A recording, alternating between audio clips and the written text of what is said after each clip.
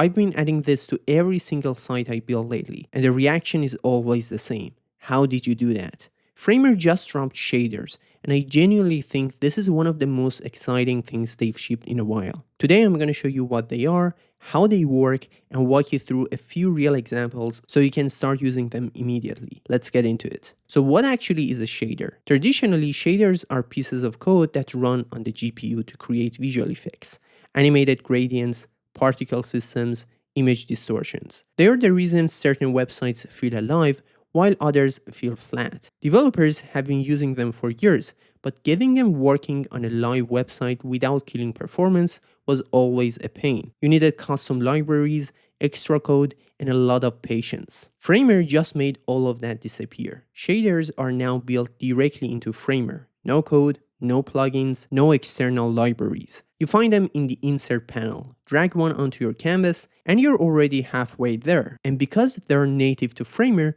they're fully optimized for performance and work seamlessly when you publish your site. There are 3 categories of shaders right now, and each one opens up a completely different creative direction. The first is gradient shaders. These are the colorful, flowing animated backgrounds you've been seeing everywhere on high-end portfolios and SaaS landing pages. They're beautiful, they move, and they are incredibly customizable. The second is image shaders. You upload your own image and the shader transforms it, distorts it, melts it, wraps it into something unexpected. It takes your existing assets and makes them feel completely unique. The third is dark shaders. Things like particles and mesh effects. Think floating dots, snow, space warp, deep dark backgrounds with movement in them. These are the ones that make a site feel almost cinematic. Every shader has its own combination of these controls, some with more, some with different ones entirely. But the point is, 2 designers can use the exact same shader and end up with something that looks completely different from each other.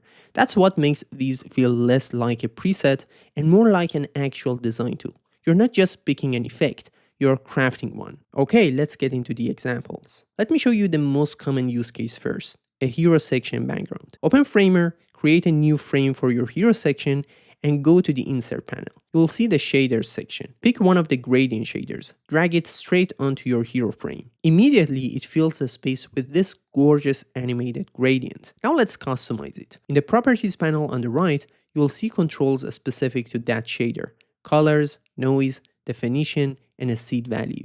That seed number is really interesting. It controls the random pattern the shader starts from, which means every number gives you a completely different variation. Just scrub through seed values until something clicks. You have basically infinite combinations. Dial in your colors to match your brand, and you're done.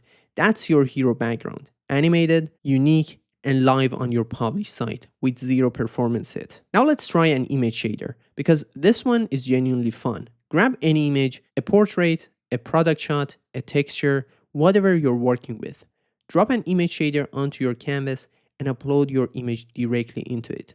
The shader immediately starts doing something to it, distorting it, rippling it, giving it this fluid, almost living quality. The controls here let you push how dramatic the effect is. Keep it subtle, and it adds a layer of depth and motion that makes your image feel premium. Push it further and it becomes a full visual statement.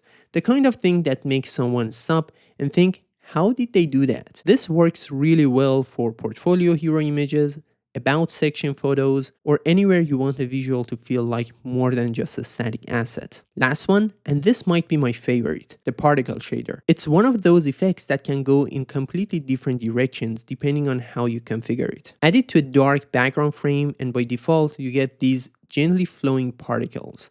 Think stars or dust or ambient atmosphere. Now play with the settings. Increase the density and speed and you're in snow territory. Genuinely great for seasonal landing pages or anything that needs that soft, kinetic energy. Push the speed higher, tighten the movement, and it starts to feel like a space warp or a wormhole effect. The same shader, completely different outcomes. Layer some text or a CTA button on top of this, and you have a hero section that most people would assume took a developer days to build. You did it in 10 minutes. Everything is visual, everything is adjustable, and it all publishes cleanly without you ever touching code. That's a genuinely significant shift in what's accessible to designers. And this is just the beginning. Framer has already said more shaders are coming. So what's available now is already impressive, but the library is going to keep growing. In fact, Framer just launched logo shaders as well, which let you apply these effects directly to logos and graphic elements. You simply upload your logo and then adjust the settings to create this animated logo effect that looks absolutely stunning. If you're building anything in Framer right now, a portfolio, a client site, a personal project, go open the insert panel and just start exploring. You'll find something that fits within minutes. Thank you, Framer, for sponsoring this video.